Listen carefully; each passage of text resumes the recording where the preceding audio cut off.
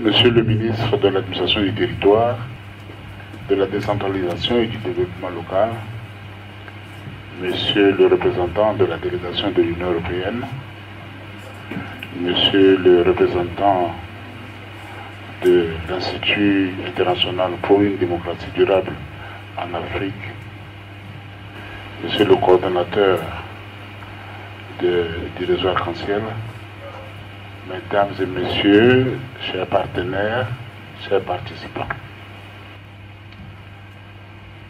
C'est pour moi un honneur et un devoir de prendre la parole en ce jour solennel qui marque le lancement du projet d'appui aux réformes électorales par la société civile de la République centrafricaine.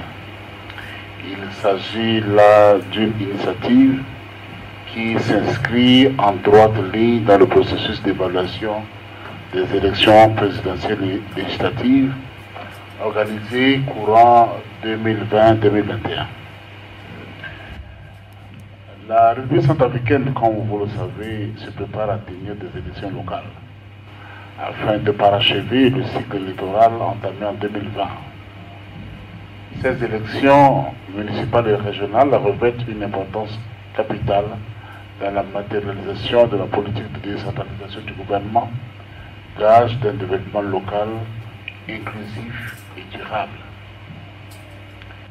Ce sont également des élections dont la complexité n'échappe à personne, et ce à divers égards.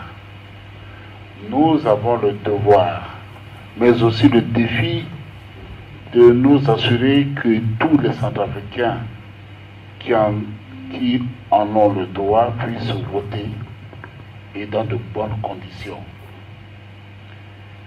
En dépit des contraintes auxquelles nous faisons face, l'autorité nationale des élections ne ménage aucun effort dans la réalisation de sa mission. Beaucoup a été déjà accompli par nos équipes, qui sont d'ailleurs à pied d'œuvre depuis de longs mois. La Commission reste déterminée à poursuivre sa dynamique avec l'objectif d'organiser et réussir ces élections et de contribuer à préserver les acquis de la paix et de la démocratie dans notre pays. C'est pourquoi je voudrais solennellement remercier le gouvernement centrafricain, les partenaires techniques et financiers, notamment l'Union européenne, la MINUSCA et autres pour les efforts soutenus et continus à l'autorité nationale des élections. Je salue également l'implication de l'ISA qui, en tant que partenaire technique, accompagne nos processus depuis 2015 par l'appui à la société civile centrafricaine. Je ne saurais poursuivre sans saluer le travail remarquable effectué par le réseau Arc-en-Ciel en 2015, qui matérialise ainsi le rôle clé que peuvent et doivent jouer les citoyens dans l'évaluation et la bonne marche des processus électoraux. Monsieur le ministre, Mesdames et Messieurs, chers partenaires, le projet qui nous réunit ce matin est d'une grande importance dans le processus en cours. En chacun de ces trois axes opérationnels, que sont le suivi des recommandations post-électorales et le plaidoyer pour des réformes, l'éducation civique et électorale, ainsi que l'observation électorale. En effet, à l'issue des élections présidentielles et législatives de 2020, l'évaluation menée par la mission d'observation locale, nationale et internationale a souligné la nécessité d'améliorer, entre autres, le cadre légal et institutionnel des élections.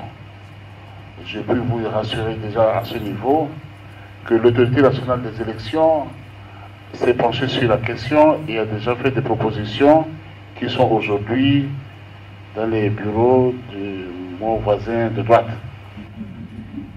De même, lors des travaux de l'atelier d'évaluation des élections, il a été procédé à l'état des lieux ayant sous-tendu au cadre juridique et institutionnel des élections législatives avec des recommandations majeures.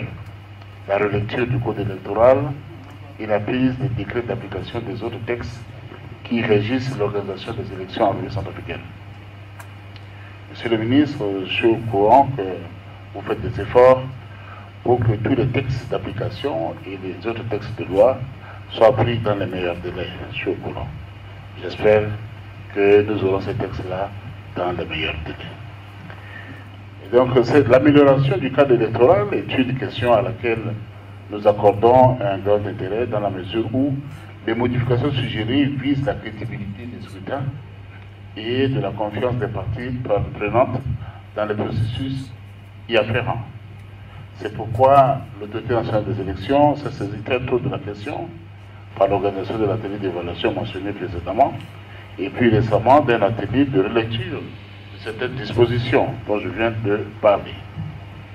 Des propositions novatrices ont été faites. Je voudrais profiter de ce micro, cette occasion, pour remercier nos amis de l'EISA qui ont participé à ces travaux et qui ont contribué aux différentes propositions qui sont pendantes actuellement au niveau du ministère de l'administration du territoire. Il faut par exemple souligner, puisque nous sommes toujours dans la foulée de la journée consacrée aux droits des femmes, que les propositions de modification vont dans le sens de lever les obstacles à un plus grand nombre de candidatures féminines, de jeunes. Je vois la présidente du Conseil national de jeunesse dans la salle. C'est un message particulier pour eux aussi, et des personnes vivant avec handicap. Je voudrais quand même nous rappeler que nous avons pris acte de différentes propositions émanant des personnes vivant avec handicap. Les problèmes soulevés par les candidatures de femmes. Hier, j'étais en train de recevoir d'autres femmes, une délégation de femmes venues de l'intérieur du pays qui sont venues demander des renseignements sur comment faire pour que les femmes participent davantage. Je n'ai pas reçu beaucoup de jeunes, je pense qu'ils vont se réveiller parce que c'est une élection qui les concerne aussi. Il n'est pas question qu'on puisse avoir une liste où il n'y a pas de jeunes dedans. Les élections locales, c'est aussi de l'affaire des jeunes. Il faut les impliquer. C'est pour ça que nous tenons à l'inclusivité et donc nous espérons que ce principe d'inclusivité sera mis en œuvre par chacun en ce qui le concerne et dans le cadre de nos engagements respectifs.